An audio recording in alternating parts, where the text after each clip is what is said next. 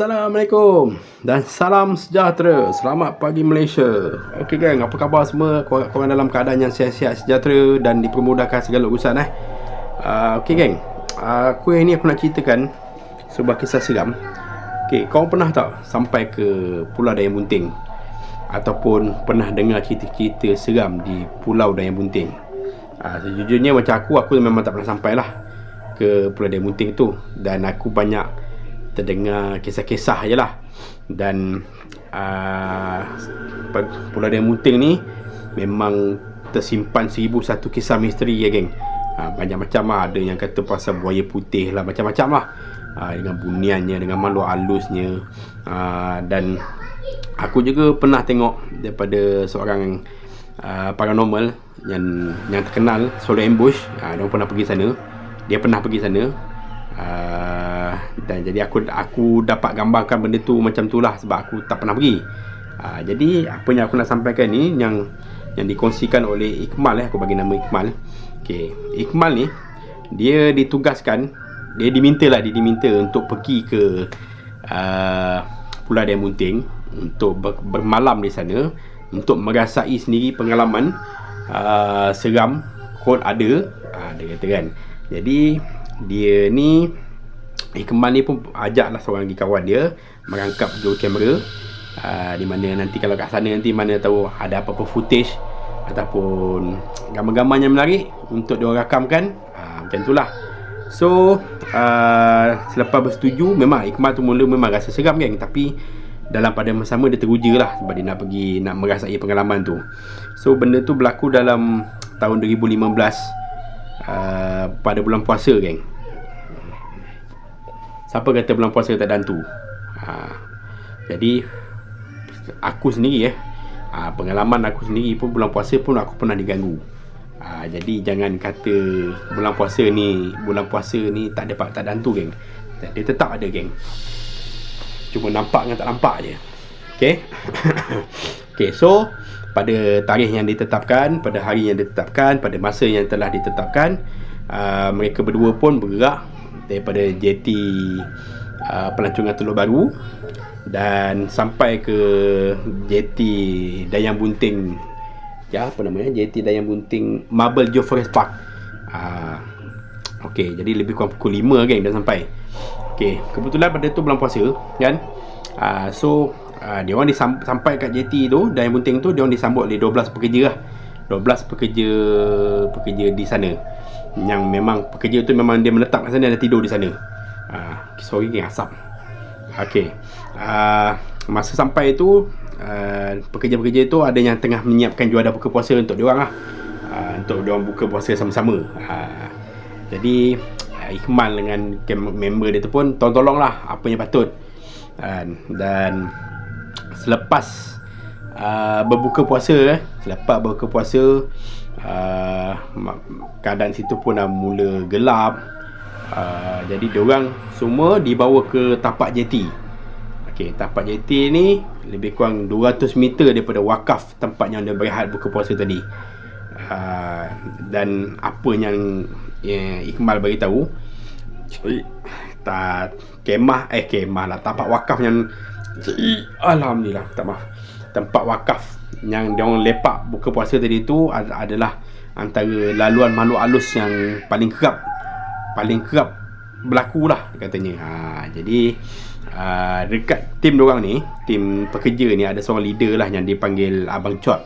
Okay, Abang Chot dia kata masa sampai kat jeti tu lah, dia kata selepas waktu maghrib memang pekerja-pekerja kat situ tak digalakkan berada di wakaf ataupun sepanjang perjalanan kat situ lah, sebab tak nak bertembung, tak nak bertemu lah dengan makhluk-makhluk halus ni. Sebab memang ada cerita sebelum-sebelum ni memang kat situlah laluan dia kat wakaf tu. Jadi Iqmal pun tak apalah, dia pun ambil lah cerita tu dan catatlah sikit. Okey, pengalamannya tu. Jadi dia masa dekat jeti tu, dia orang letaklah dia punya alat-alat. Ada yang buat kemah, ada yang buat beg-beg itulah dia jadikan alas untuk baring. Pada mulanya agak normal lah semua. Ikmal pun kata okey, sebab keadaan cuaca situ pun mendamaikan dengan perut dah kenyang geng semua kan, macam biasalah perut kenyang. Jadi dia pun baring sambil berborak-borak dengan staff-staff kat situ, ceritalah pengalaman-pengalaman masing-masing bekerja kat Pulau Daya Bunting semua. Sampailah pada satu time di mana keadaan kat situ menjadi sunyi geng. Okey, masa tu jam dah menghampiri pukul 12 malam. Ada setengah-setengah pekerja semua yang dah tidur. Tidak bagi Ikmal dan kawan dia. Dia kata dia belum lagi nak lelakkan mata.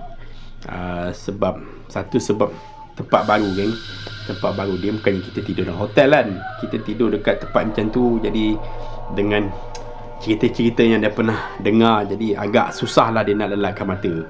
Jadi masa dia tengah Ikmal sedang baring tengok handphone semua tu, dia tiba-tiba terdengar satu bunyi-bunyi aneh.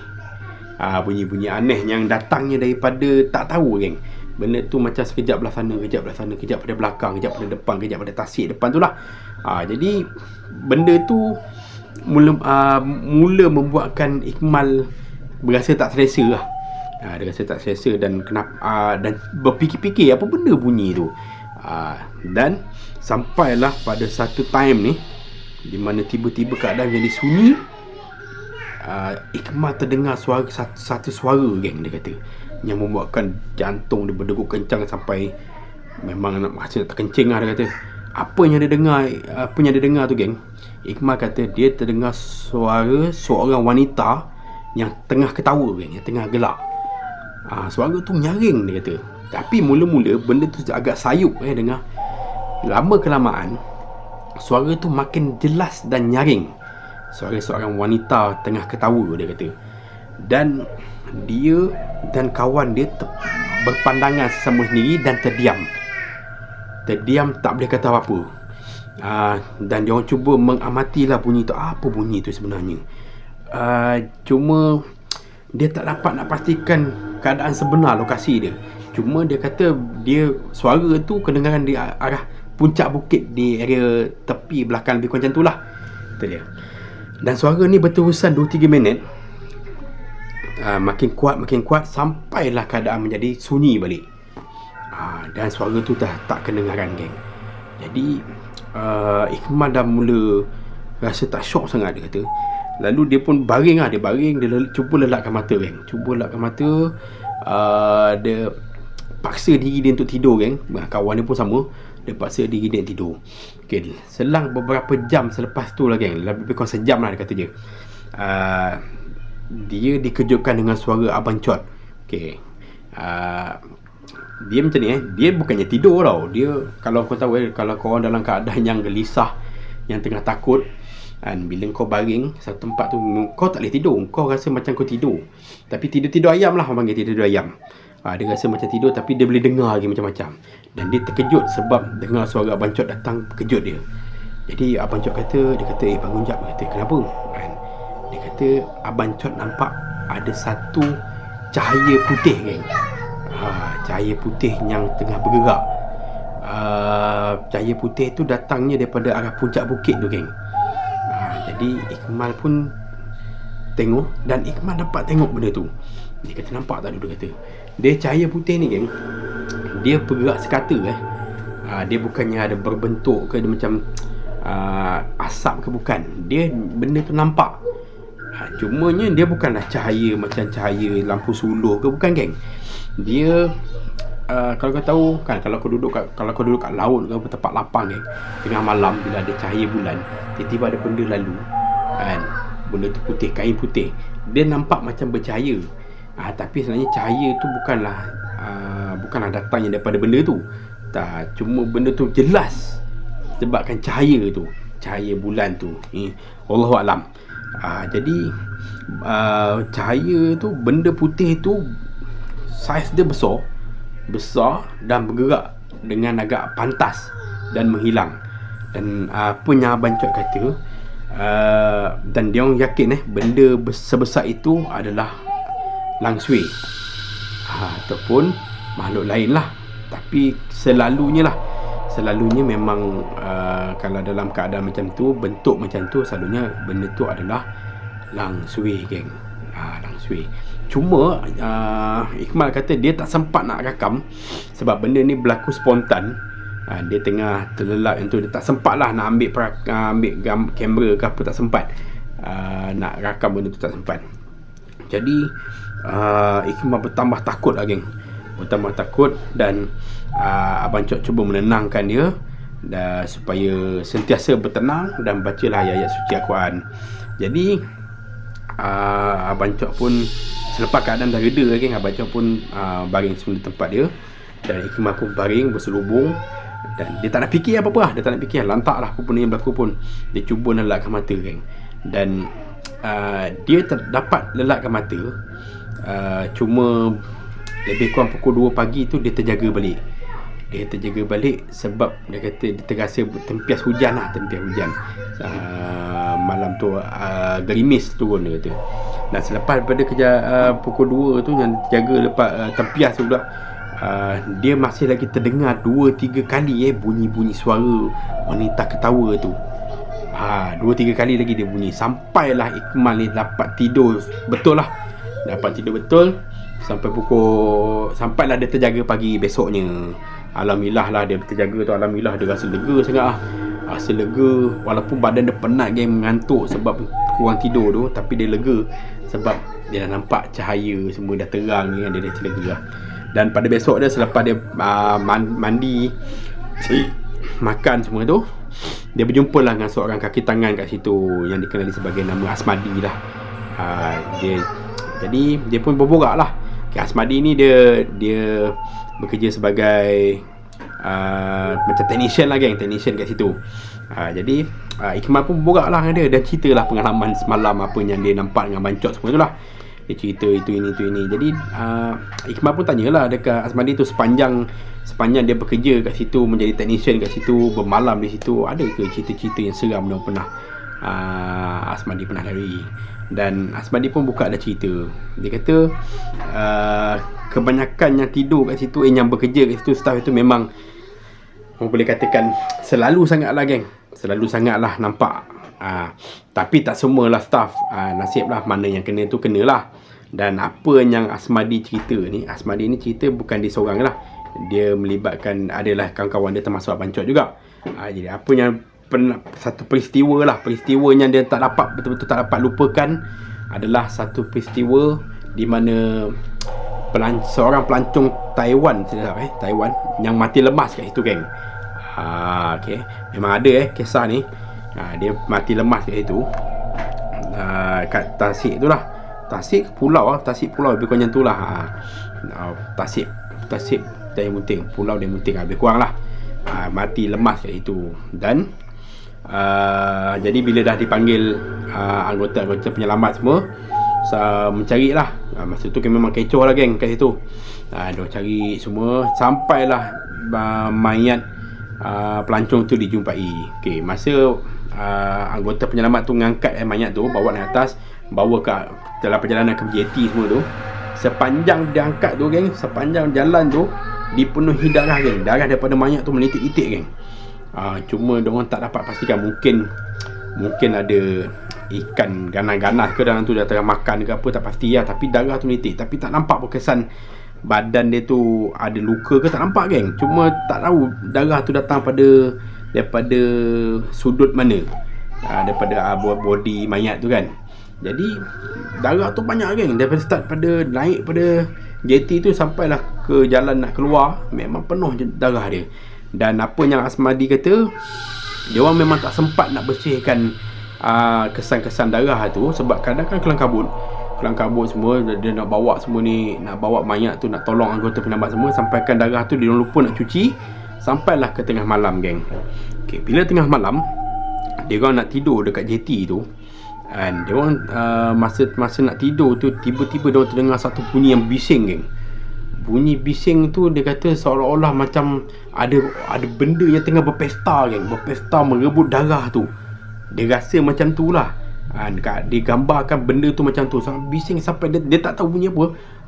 terlalu riuh dia bukan tak tahu dia tak dapat nak gambarkan benda tu suara orang ke suara binatang ke, memang tak tahu. Tapi apa yang diorang percaya benda tu adalah benda suara makhluk halus yang tengah berpesta untuk makan darah tu, geng. Itu adalah peristiwa yang sangat-sangat yang tak dapat dilupakan. Selain daripada cerita yang tu, dia kata dia orang pernah dia orang pernah dengar tengah malam dia pernah dengar seseorang membaca Al-Quran. Dia dengar surah Al-Quran, geng. Ada seseorang yang tengah baca. Cuma diorang tak dapat pastikan datang daripada mana. Dan pengalaman lain juga daripada diorang kata diorang pernah didatangi oleh seorang lelaki tua berserban dan seorang kanak-kanak. Seorang lelaki tua, betul-betul seorang lelaki tua dengan kanak-kanak. Dia lelaki tu dengan kanak-kanak, dia memimpin tangan, geng, yang dia percayai itu adalah orang bunian. Dan itulah yang diorang ceritakan kepada Ikmal. Dan Ikmal take note lah semua benda tu, dia tulis benda tu. Dan itulah pengalaman Ikmal sepanjang berada di Pulau Dayang Bunting, sepanjang bermalam di sana. Dan walaupun kisah Ikmal tu tak segah mana, tapi bagi dia itu adalah pengalaman pertama dia, geng. Diganggu makhluk itu, walaupun tak nampak secara real depan mata, tapi itu memang adalah satu pengalaman yang sangat-sangat menyeramkan. Dan orang panggil apa lagi, sangat bermakna lah untuk dia pulang nanti untuk dia buat cerita benda ni kepada bos dia. Jadi itulah macam aku kata, Pulau Dayang Bunting ni memang terkenal dengan 1001 kisah mistik dia, geng. Cuma mana yang dapat tahu, mana yang dapat rasa lah, mana yang pernah nampak lah. Jadi itu sajalah yang aku nak kongsikan kepada korang. So aku harap minta maaf lah. So aku minta maaf kalau cerita ni kurang sampai kat korang. Apa yang aku dapat, itulah dia aku ceritakan balik. Jadi macam aku kata, kita hidup dalam dunia ni, kita bukan bersorangan. Bukan kita sahaja, kita ada juga alam makhluk di alam sebelah yang tak nampak. Jadi mana-mana kita pergi, nak tempat-tempat yang kita tak nak pergi, kita kena jaga bahasa kita, jangan riak, jangan takbur, dan jangan jagalah kelakuan kita, geng. Itulah saja yang aku nak sampaikan. So terima kasih banyak kepada yang melihat, menonton, mendengar, yang dah komen, yang dah like, yang dah subscribe semua ni. Terima kasih banyak. Hanya Allah yang dapat membantu dan membalas jasa-jasa anda semua. Dan korang juga yang bagi semangat untuk aku teruskan bercerita, teruskan berkonten. Jadi aku sudahi dulu kisah aku kali ni dengan ucapan Assalamualaikum. Sas.